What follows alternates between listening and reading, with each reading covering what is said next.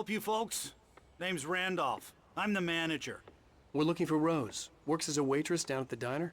Rose, sure. Nice girl. Who wants to know? I'm Alan Wake. The writer, huh? I heard on the radio you were visiting. Well, I'll show you her trailer.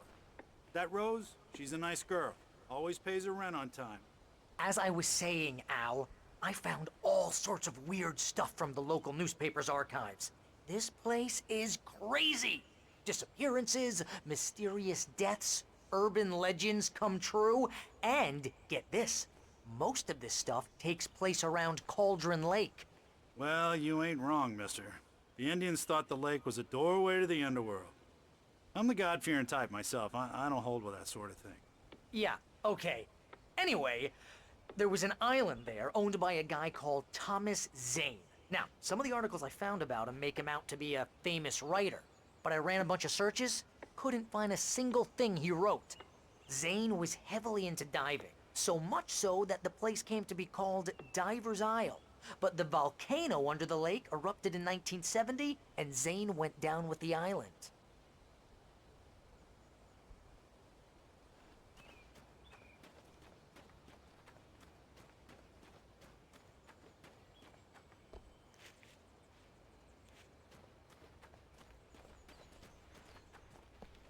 Mister, I'll take you to Rose's trailer.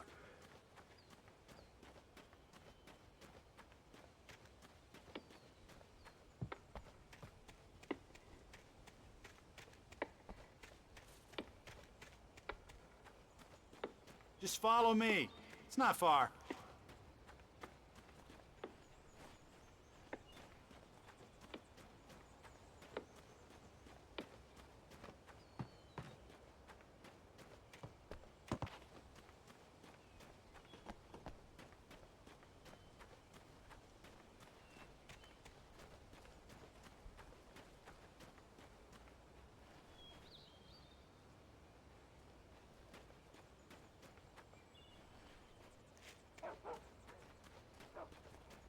Listen, I got things to do. This place don't run itself.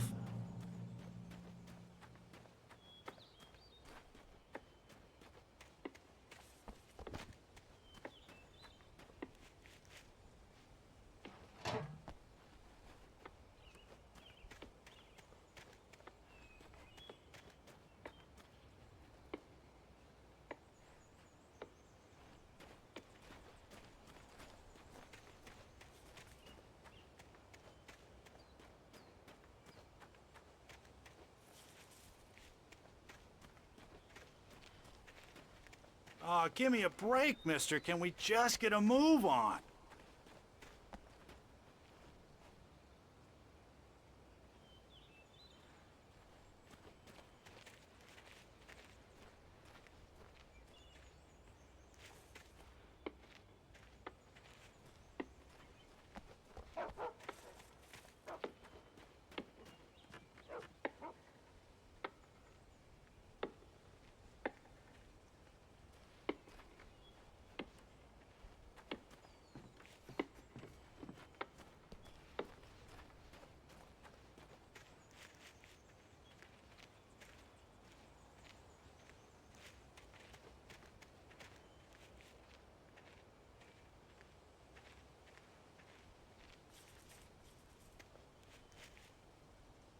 It gets better.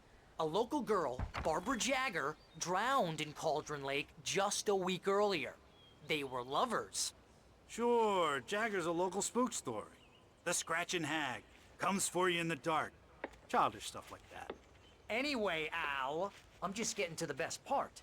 All of the articles about this stuff were written by Cynthia Weaver. I asked around, and she's that crazy bag lady you met. What, the lamp lady? She can be a little loopy, but she's not homeless or anything. Yeah, anyway, she knew both Jagger and Zane before they both died, and she had some kind of a breakdown.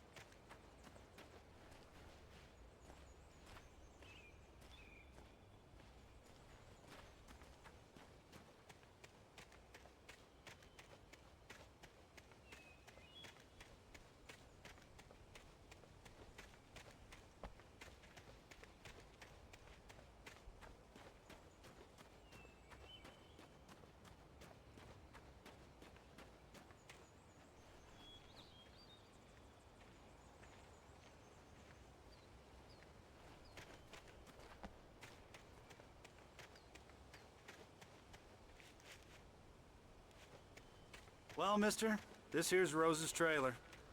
You mind me asking what you want with her? We're just here to talk to her, pal.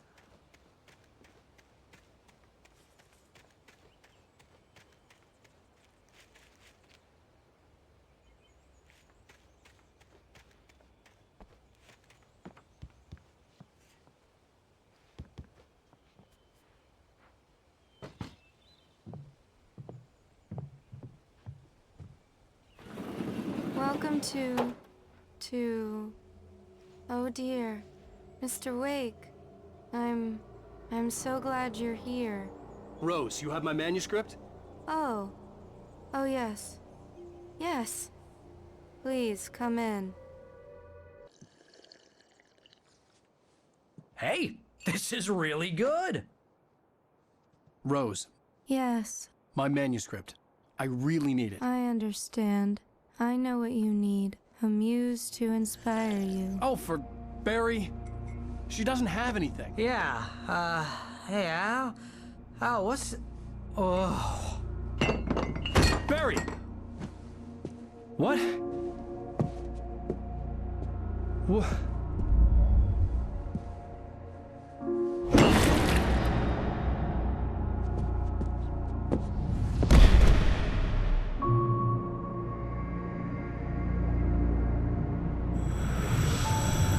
It's coming for you, hiding in my barber's skin. I'm too weak to stop it. You must turn the lights on. I promised I'd come visit you and your lovely wife. You must finish what you started. I insist. You must turn the lights on. Turn the light on. Back to work, boy.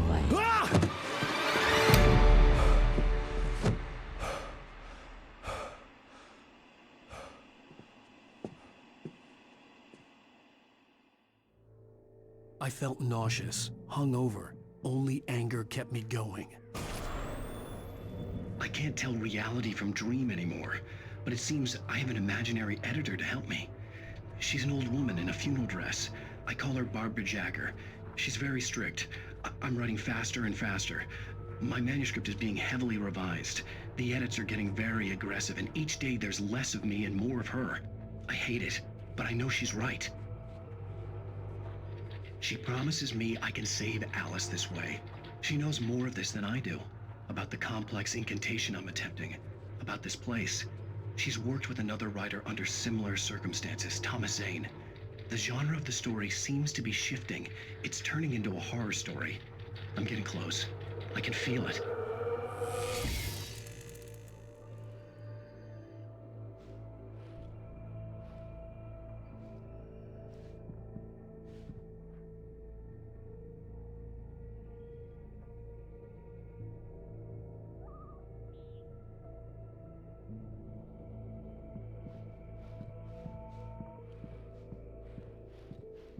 Rose took a day from me. I had less than 12 hours left to meet the kidnapper. All I could do was get Barry into the car, work something out once I got on the road. Welcome to the Oh Dear Diner. What can I get you today? Coffee? I couldn't work up much hate for Rose. Something had used her to get to me and left its mark. First refill is free. Milk and sugar on the counter there. Would you like to hear today's specials? Thank you. A nice day. Come back soon. Barry was out of it. He was way too heavy to carry. You're right. I deserve more money. I'm so handsome.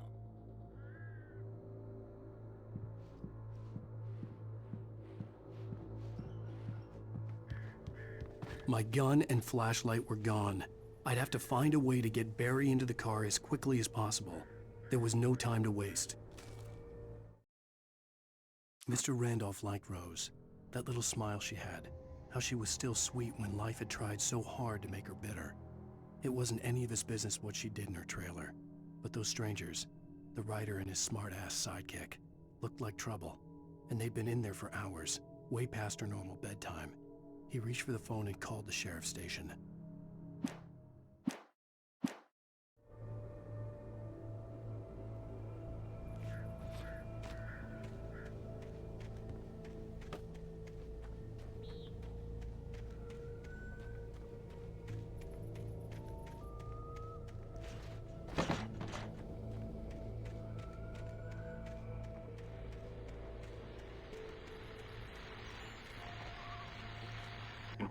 I just stepped outside to catch a breath of fresh air, and let me tell you, the weather's getting heavy.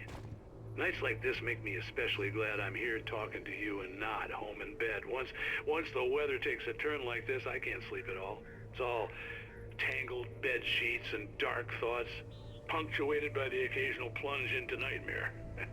Is it just me? Well, perhaps it is. But I hope I can make the night a little bit easier to get through. Caller, you're on KBF FM. Hey, hi, it's Walt Snyder. What's on your mind, Walt? Well, I ain't the way you are, but, well, I can't sleep either, you know? I just been staring out the window here, trying to make sense of it all, but, I ain't been drinking either, you know, I just... Well, you sound like a man with a problem, Walt. I had argument with Danny, and, then I got in trouble with the law, and, I'm just, well... I heard something like that, Walt. Yeah, well, Danny's my best friend, and, they let me out on bail today, and now I'm just alone here at the window, waiting. Man, and there's something in the air tonight, man. I was just outside looking up at the sky above our broadcast tower thinking the same thing. What are you waiting for, Walt? I don't know. Something's gonna happen. I think I better go. Well, Walt, maybe... No, thanks, Pat. Well, good luck to you, Walt. Hang in there. Let's take a little break, folks. This weather's really something else, huh? How can I be sure you will walk away?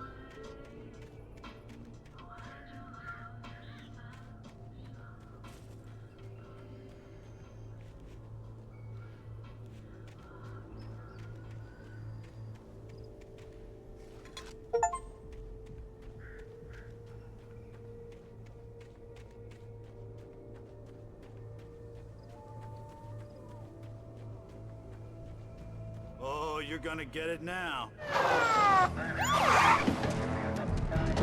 God knows what you've done to that poor girl. This is Agent Nightingale, FBI! Get him up, Hemingway! You're under arrest! You move a muscle, I'll unload right in your goddamn face! Stay right where you are, Slane!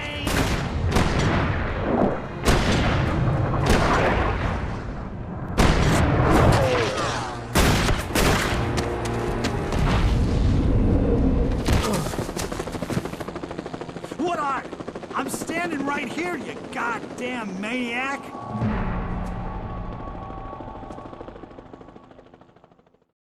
I hated to leave Barry behind, but there was no way I'd miss my appointment with the kidnapper. Give it up, Mr. Wake! Come on!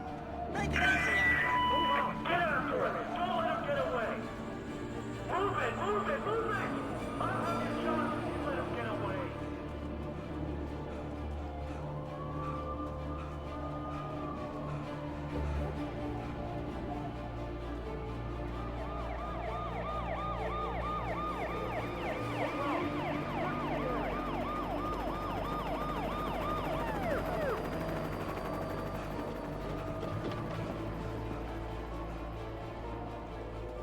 Stop running! Freeze! Okay, men. Keep your eyes peeled. He's gonna try to make it through here. Oh, damn. Where did he go? Fan out! No! I got you! Wait! Don't move! Stop! He's not right here! He's running! God damn it! Where did he go? Lift away! Keep an eye out!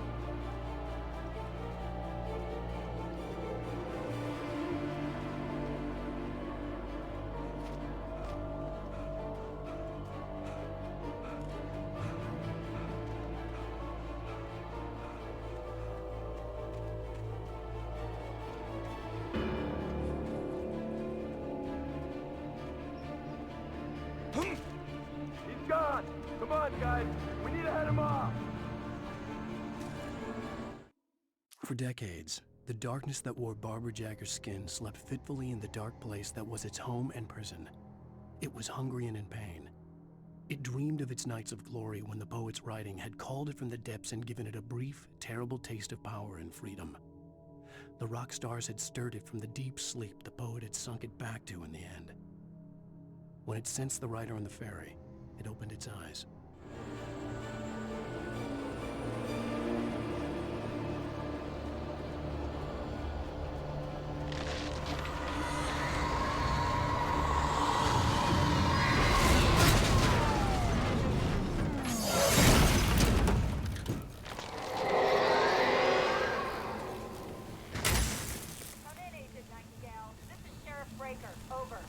Nightingale, over.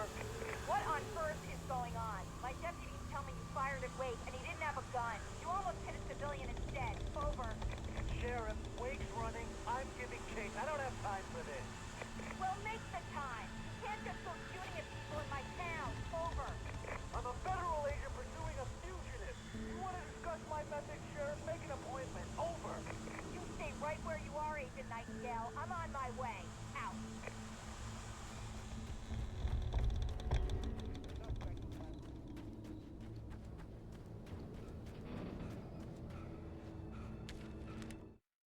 Rose didn't know how the strange old lady got in her trailer, and she looked wrong somehow. The woman showed her teeth in an approximation of a smile and traced a finger down Rose's cheek. "Pretty girl," she said. Rose felt as if she was falling asleep, but her knees didn't buckle. The crone spoke in a whisper, her words ice cold and dark in Rose's ear.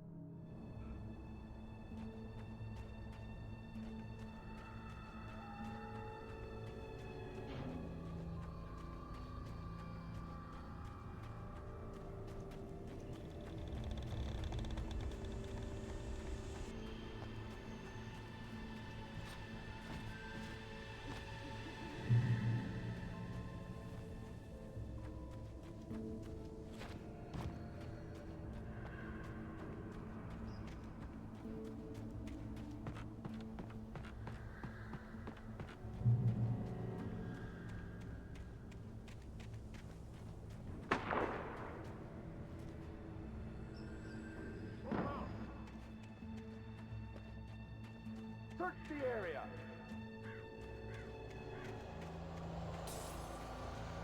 Stay sharp. This way. Over here. Hey, who's there? You are his man.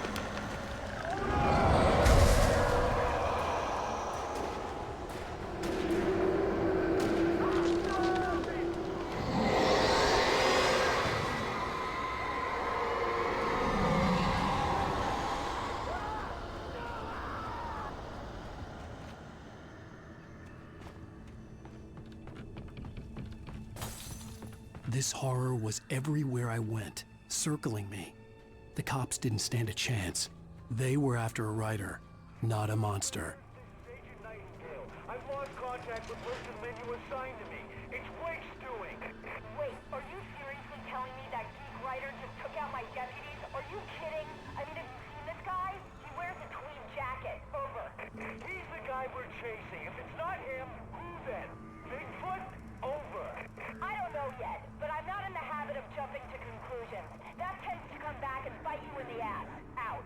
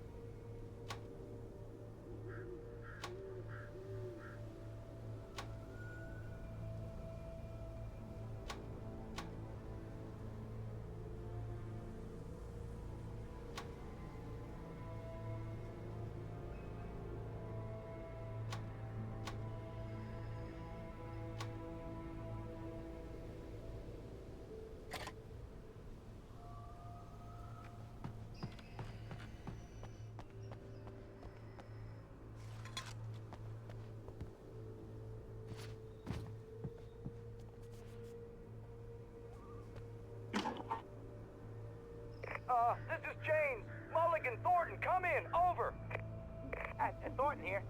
James, we got both Wheeler and Rose in custody. They didn't put up a fight or anything.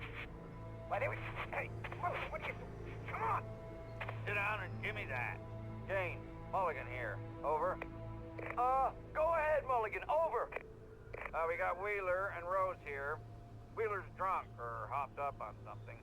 Speaking of which, that Fed had a pretty distinctive whiff of Otis Scotch about him, if you know what I mean. Over. I don't have anything on that, Deputy Mulligan. Over. Well, whatever. Anyway, Rose is just being plain weird here. You better get Doc in to take a look at both. Over. Gotcha. You better get them here quickly. The, Fed's gonna want to interview Wheeler. Over. Oh, yeah, I'll bet he does. Looks like they have a lot in common. Mulligan out.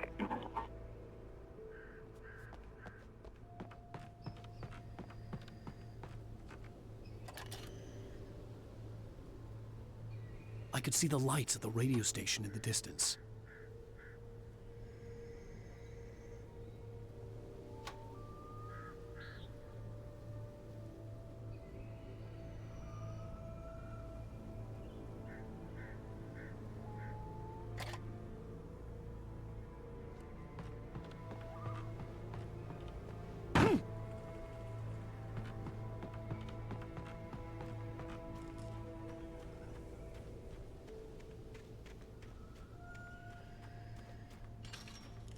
I imagined that the broadcast tower in the distance was part of the local radio station.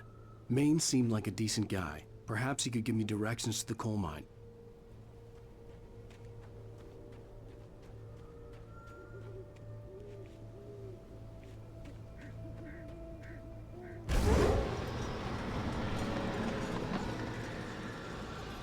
Unnatural shadows clung to the gate.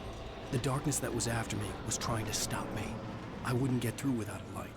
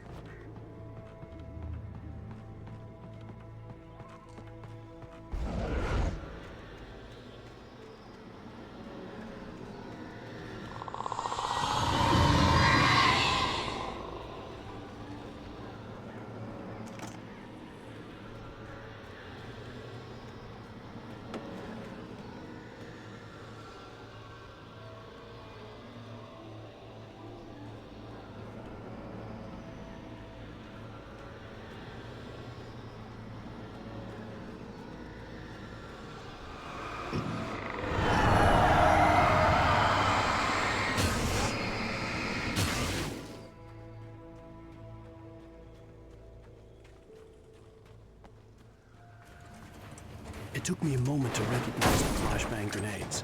They were an ideal weapon for my situation. Team 1, come in. Over.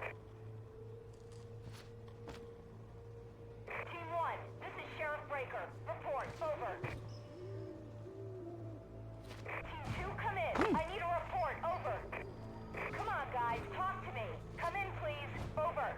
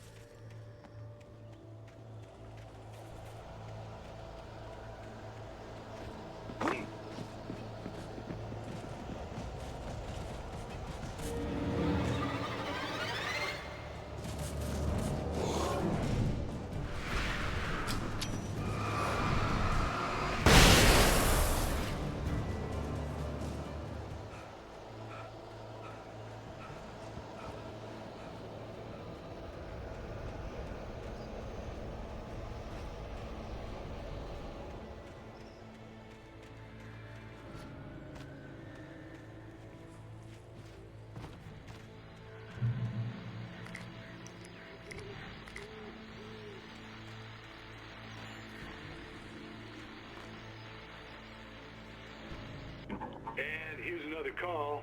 You're on KBF-FM with Pat Maine. It's Milt Peabody, Pat. What's on your mind, Milt? Well, I live near the trailer park, Pat, and there's a big ruckus going on over there. Well, that's just up the road from me, too. What's going on, do you know? I don't know, but there's a bunch of police cars there, lots of sirens, a helicopter buzzing around, and I think I heard some gunshots. Gunshots? Yes, sir, like from a pistol. So can you find out what's going on? Because it's just next door, and they're popping off guns there. They're still shooting? No, it was maybe 10, 15 minutes ago. It sounds serious, Pat. I'm telling you, it don't sound like no party. Well, I'm certainly going to give the station a call, Milt. Okay. You'll hear it here as soon as I hear from them. Okay, thanks.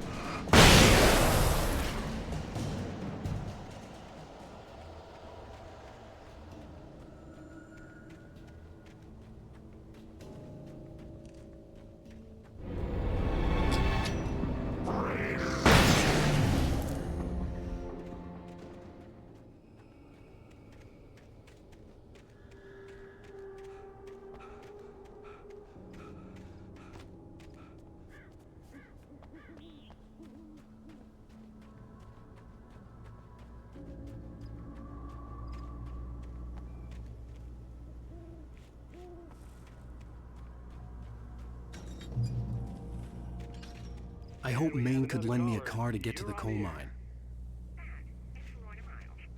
Oh, why, hello, Lorna. What do you have for us? Well, I just don't see why the cops bother with the trailer park. What do you mean? It's a trailer park. Of course you're going to have trouble in a place like that. I mean, what do you expect? The sheriff should be helping us normal citizens instead of wasting resources on those people. Well... Let the trash sort themselves out. I'm sorry, but my granddaddy settled in Bright Falls in 1911. Well, thank you very much for that compassionate viewpoint, Lorna. How can I be sure that you'll walk away?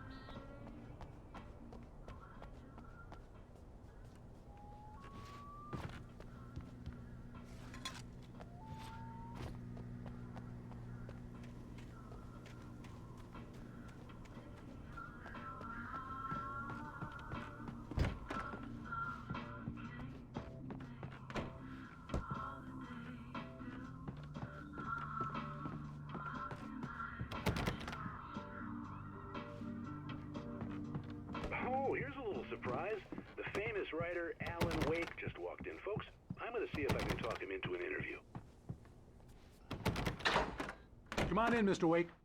Oh, I'm so glad you could find the time to do this, Mr. Wake. Nowhere to run now, Dan Brown. You back away from me. Don't hurt her. Whoa. Everyone calm down. Put the gun down. We're all friends here, right? Cool your jets, Nightingale. We got him. What the hell's the matter with you? There's a civilian in there.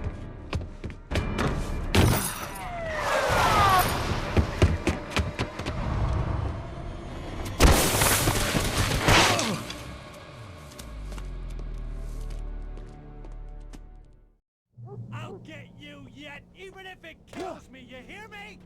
You hear me, H.P. Lovecraft? I had fallen off so many cliffs it was ridiculous. That's what you get for naming a book The Sudden Stop. It was probably good I hadn't had the chance to tell Maine where I was going. I'd have to lose the cops and find my own way to the mine.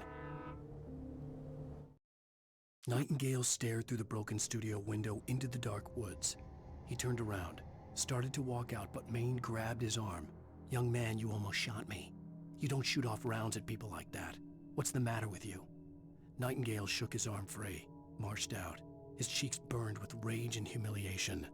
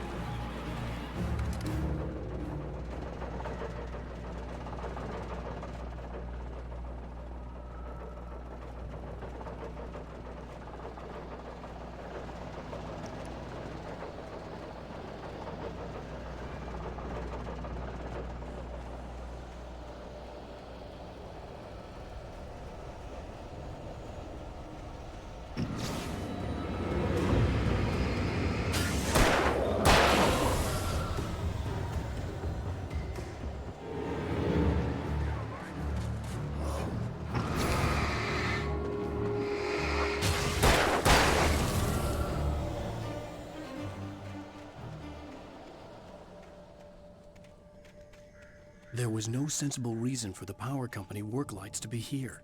It was almost as if they'd been left for someone like me to use.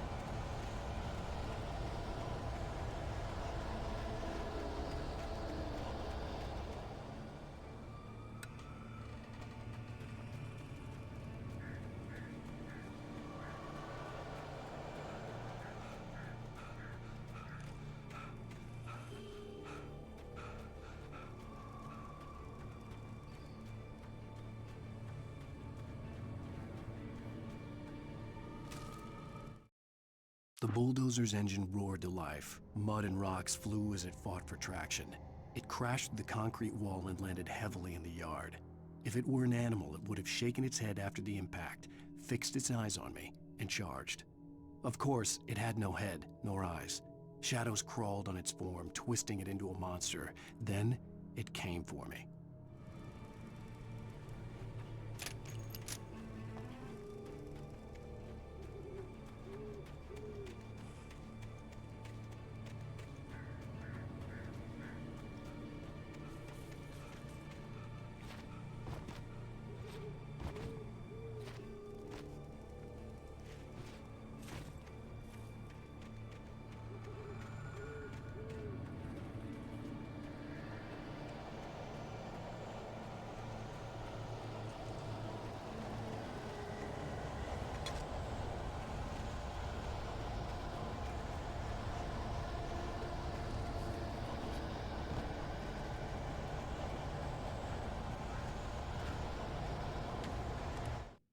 Sarah trusted her gut, and her gut said Agent Nightingale was an asshole. He felt wrong, and it wasn't just the smell of stale booze. It was in the way he flashed his badge, pulled rank, the look in his eyes when he wanted answers. Where was Alan Wake? What was this about an accident? Where was his wife? And most importantly, why did she let Wake go? He wouldn't answer her questions. Federal business was all he'd say.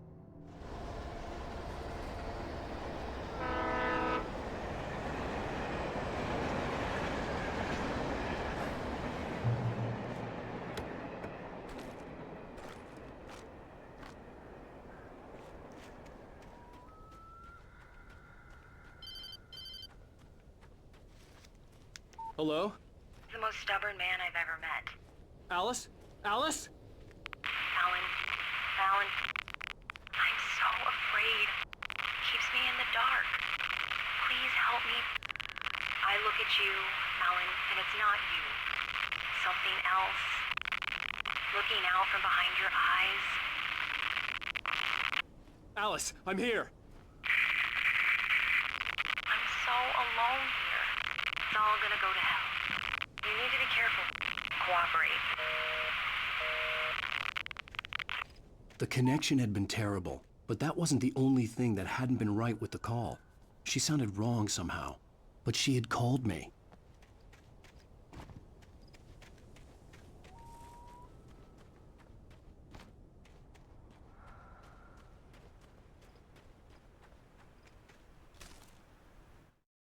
The pipe wrenched itself loose from the bridge's steel framework.